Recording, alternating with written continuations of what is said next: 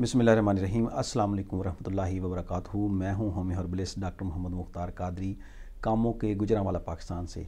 एक मरीज़ की कंडीशन आपके सामने पेश कर रहा हूं और उसके बाद उसका इलाज। मरीज़ का सवाल यह है कि अस्सलाम वालेकुम डॉक्टर साहब, मैं एक स्कूल टीचर हूं, मेरी उम्र 50 साल है, वज़न मेरा जो है वो 64 kg है, जिस्म दुबला पतला है और हर वक्त थकन, कमज़ोरी, कमर दर्द, यूरन की रंगत जो है पीली, कब्ज़ शदीद। क्या इस्तेमाल करता रहूँ? सना मक्की और कस्ट्रैल और सकमूनिया वगैरह इस्तेमाल करता रहूँ, कोई असर नहीं है। दायमी कब्ज़ है, बहुत पुराना मसला है। खुराक में क्या लेता हूँ? सागुदाना और जौ के दलिए पर गुजारा है। गर्म चीज़ें खाने से जायका कड़वा होता है, ठंडी खाने से नॉर्मल हो जाता है। नाफ के दाएं बाएं दर्द, पेट छोटा और नरम, गैस बहुत ज़्यादा और बदबूदार जो है वो गैस खारिज होती है। इसके अलावा कसरत जो है वो गैस की कसरत है। रात को मुंह खुश्क होता है, पानी पीने से अफाका महसूस होता है। पहले यरकान था, इंजेक्शन लगवाए तो ठीक हो गया। तो नाजरीन, मरीज़ की मैंने सारी अलामात जो हैं आपके सामने पेश कर दी हैं। ये मरीज़ जो है ये उज़लाती असाबी तहरीक का मरीज़ है, यानी खुश्क सर्द मिजाज का मरीज़ है। तो जो मरीज़ उज़लाती असाबी खुश्क सर्द मिजाज के मरीज़ होंगे वो अगर ठंडी चीज़ें ज़्यादा इस्तेमाल करेंगे तो कब्ज़ का मसला हल नहीं होगा, तो कब्ज़ शदीद हो जाएगी। उज़लाती असाबी तहरीक में गैस, कार्बन रिया बहुत ज़्यादा बनती है। उज़लाती असाबी तहरीक में ये जहन में रखें, असाबी उज़लाती यानी तर सर्द मिजाज में भी गैस बहुत ज़्यादा बनती है और कब्ज़ की शिकायत हो सकती है।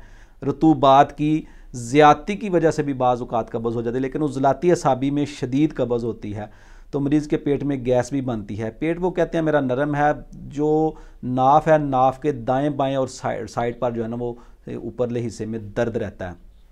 मरीज़ का इलाज क्या तजवीज़ करेंगे? सबसे पहले मरीज़ की ग़िज़ा ही गलत है। क्या ग़िज़ा? मरीज़ जो है वो उज़लाती असाबी खुश्क सर्द मिजाज का मरीज़ है, तो जब वो ठंडी तर सर्द मिजाज की यानी सागुदाना, जौ का दलिया, ये तर सर्द मिजाज है, तो तर सर्द मिजाज की चीज़ें जब मरीज़ जो है इस्तेमाल करेगा तो वो बजाय फ़ायदा के उसको नुकसान देंगी। शदीद कब्ज़ का मसला उसका बढ़ जाएगा, पेट की गैस जो है वो उसकी बढ़ जाएगी। तो ऐसे मरीज़ का इलाज जो है वो गुद्दी उज़लाती यानी गर्म खुश्क मिजाज की चीज़ें इस्तेमाल करने से। सबसे पहले ये ज़हन नशीन कर लें कि इस मरीज़ को नंबर 4 यानी गर्म खुश्क गुद्दी उज़लाती मिजाज की चीज़ें शोरबे वाली बनाकर उसने खानी है, तो इंशाल्लाह ये मरीज़ ठीक हो जाएगा। सालन में जो है वो जैतून का तेल इस्तेमाल करें या असली वाला घी इस्तेमाल करें, नकली घी नहीं, असली घी इस्तेमाल करेंगे। नॉर्मल सा सालन में डालना है, सालन को पकाएं, वो इस्तेमाल करें तो इंशाल्लाह इनका मसला जो है ना दायमी जो है वो हल हो जाएगा। उसमें नंबर 4 वाली ग़िज़ा में आप क्या इस्तेमाल कर सकते हैं? बकरे का गोश्त या छतरे का गोश्त शोरबे वाला बना के शोरबे वाली चीज़ें इस्तेमाल करनी है। इसके बाद इसमें ओजरी छोटी हो सकती है, छोटी कलेजी शोरबे वाली, फिफरा कलेजी शोरबे वाली हो सकती है। ये शोरबे वाली ग़िज़ाएँ इस्तेमाल करें। ड्राई फ्रूट में जो है वो अंजीर इनके लिए बहुत बेस्ट है। किसी भी तरह दिन में 5 से 7 अदद जो है वो इस्तेमाल कर सकते हैं। नीम गर्म साथ पानी पिएँ, अभी दूध बिल्कुल ना पिएँ। असाबी चीज़ें मुकम्मल तौर पर बंद कर दें और जो उज़लाती चीज़ें हैं आलू, मटर, गोभी, पालक, चने की दाल, वो मसर, ये बिरयानी, समोसे, पकोड़े, इन चीज़ों से मुकम्मल परहेज़ करें तो इनका दायमी मसला जो ये ठीक हो जाएगा। अभी दवा की तरफ जाने से पहले इनको चाहिए कि 15 से 20 दिन तक ग़िज़ा पर फोकस करें। ड्राई फ्रूट में मैंने आपको बताया कि अंजीर, उसके अलावा बादाम और सौगी मिला के भी इस्तेमाल कर सकते हैं। सौगी, देसी सौगी लेनी है जो छोटी सुरख होती है, वो इस्तेमाल कर सकते हैं तो इंशाल्लाह इनका दायमी मसला जो है ये ठीक हो जाएगा और इनकी तबीयत भी दिन ब दिन ठीक हो जाएगी। कमज़ोरी जो है इनकी वो बेहतर हो जाएगी। नीम गर्म पानी पिएँ, ठंडा पानी ना पिएँ। गुद्दी उज़लाती ग़िज़ा ये ऊपर स्क्रीन पर देख लें आप, ये वाली ग़िज़ा इस्तेमाल करनी है।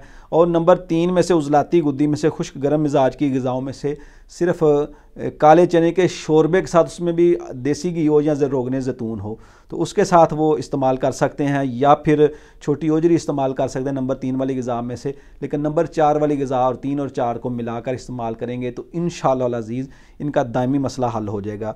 शदीद भूख पर खाना खाएँ, बग़ैर शदीद भूख के खाना बिल्कुल ना खाएँ और ये कस्ट्रैल, सकमूनिया की तरफ ना जाएं। इंशाल्लाह इसी ग़िज़ा से, ग़िज़ा पर फोकस करें, इसी ग़िज़ा से इनका ये मसला हल हो जाएगा।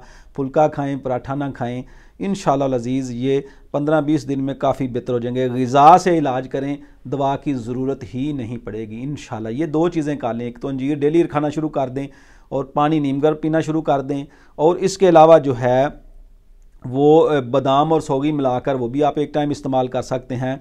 दूध अभी नहीं पीना, अभी यही चीज़ें इस्तेमाल करनी है। शोरबे वाला गोश्त बना के, बोटियां कम, शोरबे के साथ फुल्का जो है वो इस्तेमाल करें, तो इंशाल्लाह अज़ीज़ आप काफ़ी बेहतर हो जाएंगे, थोड़े ही दिनों में बेहतर हो जाएंगे। मैं इस चैनल पर अल्हम्दुलिल्लाह आपको जो है वो ग़िज़ा से इलाज बताता हूँ, कानून मुफ़रद ग़िज़ा के तहत बिल मिजाज जो है वो अद्वियात बताता हूँ, और मिजाज के मुताबिक जो है ना वो ग़िज़ाएँ बताता हूँ। उज़लाती असाबी मरीज़ कमज़ोरी के भी हों तो वो यही ग़िज़ा इस्तेमाल करें, इंशाल्लाह उनकी कमज़ोरी दूर हो जाएगी। आप मुझे फॉलो कर सकते हैं फेसबुक पर, मेरा पेज है डॉक्टर हकीम मोहम्मद मुख्तार कादरी के नाम से, वहाँ भी आप मुझे ज्वाइन कर सकते हैं। इसके अलावा मुझे इंस्टाग्राम पर भी आप मुझे ज्वाइन कर सकते हैं, इंस्टाग्राम का और फेसबुक का भी ऊपर आ रहा है। तो आप अल्हम्दुलिल्लाह, मैं इंशाल्लाह आपको इसी तरह गाइड करता रहूँगा, आपकी रहनुमाई करता रहूँगा। जिस तरह मेरा नाकस मेरा इल्म है, मैं उसके मुताबिक इंशाअल्लाह अज़ीज़ आपकी भरपूर रहनुमाई करता रहूँगा। तो चैनल के साथ जुड़े रहिए, दुआओं में याद रखिएगा।